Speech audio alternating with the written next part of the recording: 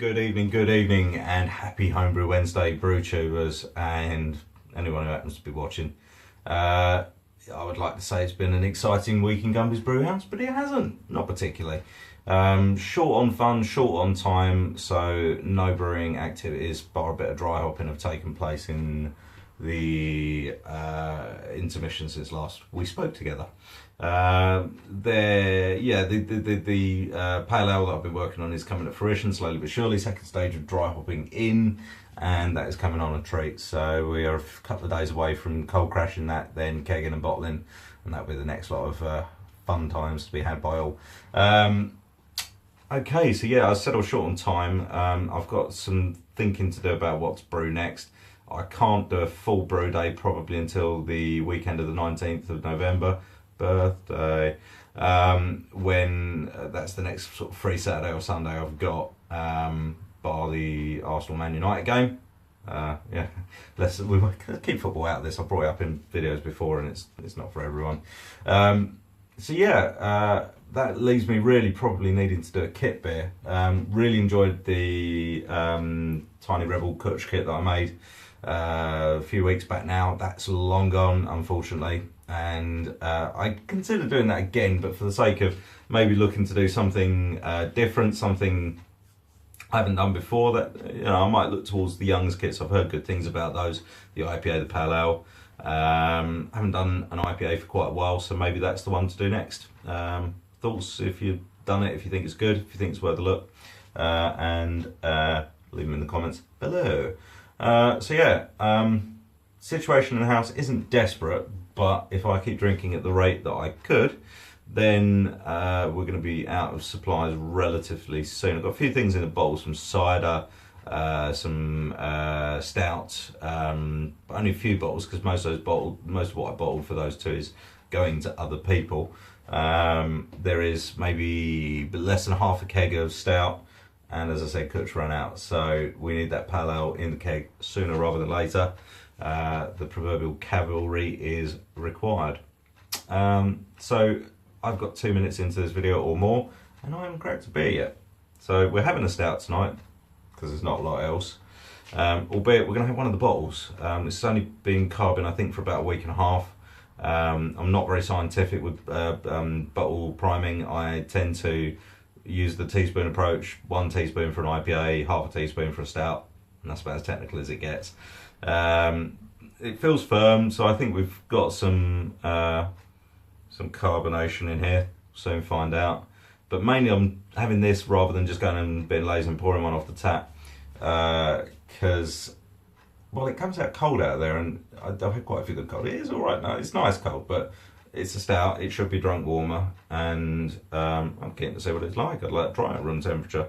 So without further ado, let's see if we get some cannon smoke, or if this is just dry firing. 2 moments.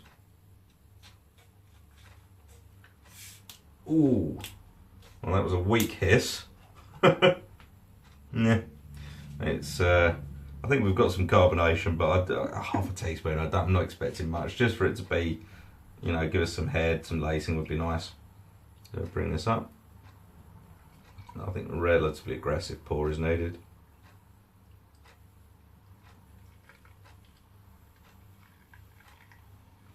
So let's bring that in, and yeah, the aggressive pour gives us, yeah, I think half a finger of head would be doing it, doing a massive bit of justice if I was to go that far. But you know, it is what it is.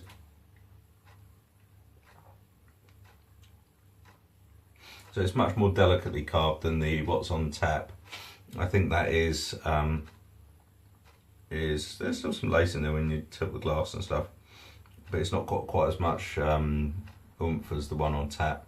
So maybe I could have got afforded to go a little bit more sugar, or maybe it just needs a bit more time, I don't know. To be honest, no, it's alright.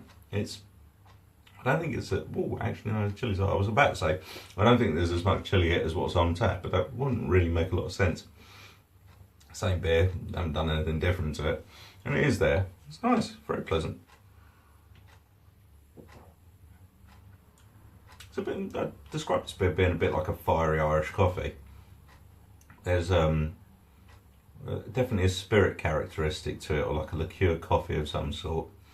But as I say, it's got those those spices in it that give it an added depth and dimension.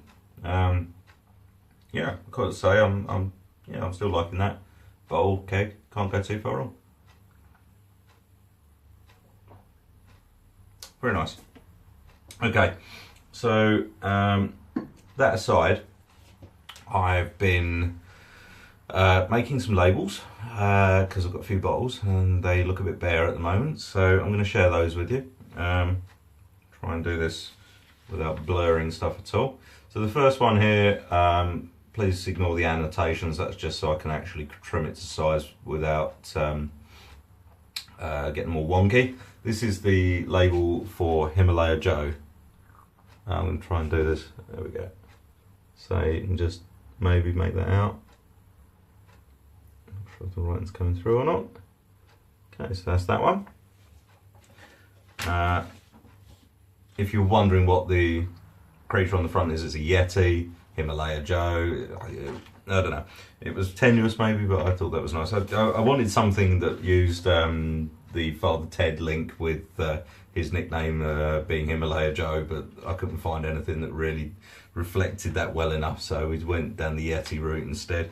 And then this is Edna, this is Crabopple. Let's see that one there, across.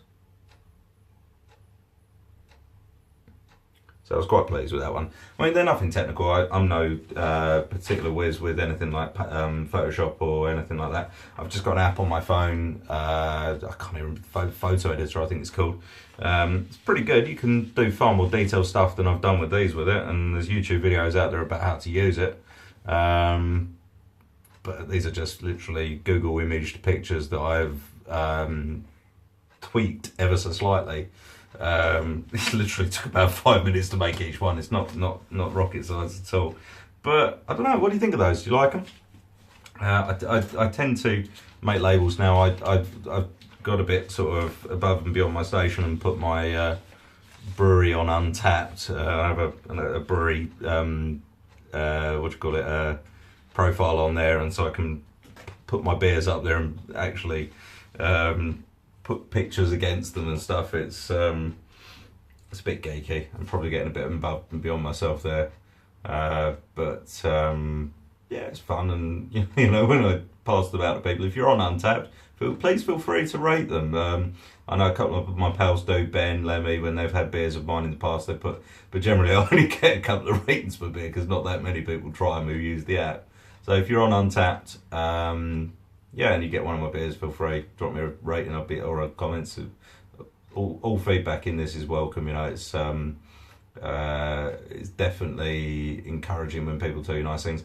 And I suppose that brings me neatly on to one of the only remaining things I wanted to talk about, which is last weekend was Halloween, and went to the obligatory party. I took my growler full of this stuff and gave a few samples out just to see what people thought.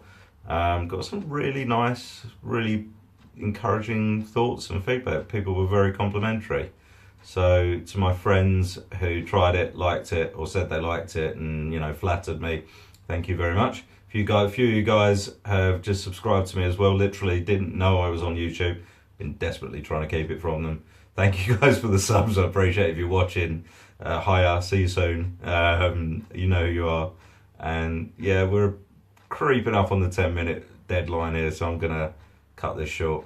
Guys, say again, happy Homebrew Wednesday. Always, every Wednesday, without fail, wherever possible. I think this is number 12 now, so yeah, have a great week, great weekend. Yeah, enjoy yourselves. I'll speak with you soon. It's been fun, it's been emotional as always. Signing off, Gumby.